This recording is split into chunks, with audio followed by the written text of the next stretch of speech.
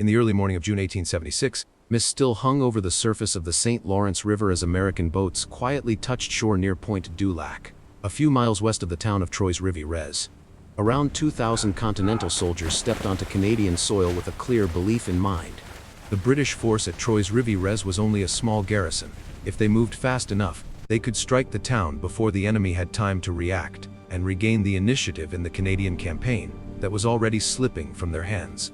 General William Thompson's plan was simple enough. After crossing the river during the night, the Americans would leave a small force behind to secure the landing site, while the main body marched quickly eastward and appeared suddenly outside Trois-Rivières, driving the British out before they could fully organize their defense. But from the very moment the boats touched land, the most important part of the plan had already vanished. A local militia captain spotted the night crossing and immediately sent word to the town. The alarm spread quickly, and while the Americans were still forming up after landing, the British at Trois-Rivières were already moving. General Simon Fraser at once ordered his men out of their quarters. Infantry was pulled from the town and rapidly deployed along the road leading into Trois-Rivières. At the same time, British warships anchored on the St. Lawrence prepared their guns, ready to support the defense from the river. More troops were brought ashore from the ships to reinforce the line. In a short time, the approaches to the town had been turned into a proper defensive position. Meanwhile, the Americans marched out from Point du Lac without realizing that surprise had already been lost. Unfamiliar with the terrain, Thompson depended on a local guide. That decision pulled the entire force in the wrong direction. The guide led them away from the easier route and straight into a broad marshland where the ground was soft, waterlogged, and cut up by small channels. Almost immediately, the marching formation began to stretch apart. The leading companies sank into mud and had to feel their way around deeper pools of water. Units behind them were forced to stop and wait for those in front to find a way through. What had needed speed to preserve surprise was now breaking into scattered sections. Time passed while the American soldiers struggled with the terrain, and every lost minute gave the British more time to prepare. At last, after hours of delay, the first American units began to emerge from the marsh and push out from the edge of the woods. But what they saw in front of them was nothing like what they had expected. On the road leading into Trois-Rivières, the British were already drawn up in line. Fraser's red-coated infantry stood ready. Farther off, on the river, British warships lay on the water with their guns turned toward the battlefield. From that moment on, the balance of the battle shifted completely.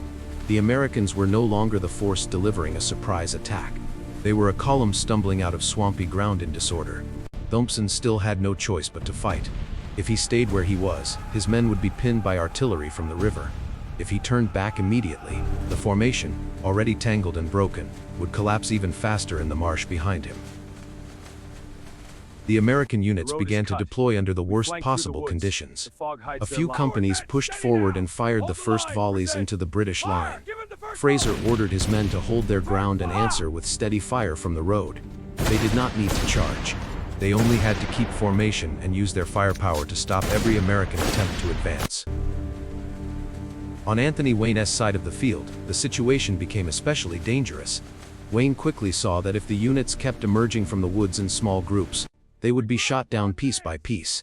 He tried to gather the men into a more organized rear guard, building a temporary line to shield the rest of the American force as it tried to form up.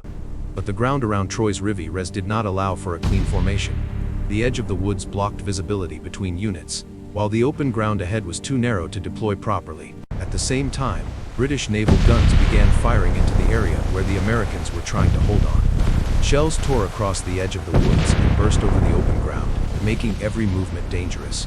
The Americans were now being squeezed from several directions. To move forward meant advancing into a British infantry line that was already firm and waiting. To fall back toward the river meant exposing themselves to the guns of the warships. Warships are firing to turn on off us! to either I'm side stuck! meant Can't reload plunging fast into woods, enough! swamp, They're closing and in! broken Keep ground. firing! The space Smoke around is them choking. was slowly closing. Wayne attempted a counterattack to force open an escape route. His rear guard pushed forward in an effort to drive back the British line and win a few precious minutes for the retreat. But Fraser slowed hard. Fire from the British infantry forced the Americans back once more toward the edge of the woods. That was the moment when every hope of taking Trois-Rivières disappeared. From then on, the only remaining goal was to get out alive. The retreat quickly turned into confusion. Companies began slipping away from one another as soldiers searched for a path back to the landing place, or tried to work through the woods to avoid the British line. But when some groups turned back toward Pointe du Lac, they found that the British had already moved close to that area as well. The way back to the river was no longer secure. Many detachments were forced to turn again and plunge deeper into the woods. Some followed creeks and channels, hoping to work their way upstream. Meanwhile, British troops kept seizing key positions along roads and river crossings. The battle was no longer a single clash along one line. It had become the breaking apart in pursuit of scattered groups of men across forest and marsh. Amid that confusion, General William Thompson and several of his officers were captured. Other units were cut off and forced to surrender in the days that followed. Those who escaped, including Anthony Wayne, had to lead their men out in fragments through the woods, trying to avoid British detachments searching the area. By the time the firing died away, the Battle of Trois-Rivières had ended in a serious American defeat. They lost hundreds of men captured along with several officers, while the British held their ground and kept full control of the area. More importantly, the battle shattered the last American effort to hold Canada. After the defeat at Trois-Rivières, the remaining American forces were forced to withdraw farther south. The Canadian campaign was over, and control of Quebec returned fully to British hands. The battle had begun with a nighttime river crossing and the hope of surprising the enemy, but it ended with an army breaking apart in woods and marshland. There was no single decisive charge, no heroic last-minute reversal. There was only a chain of mistakes, difficult terrain, and a fast British response that turned the American attack into a vast trap just outside the gates of Trois-Rivières.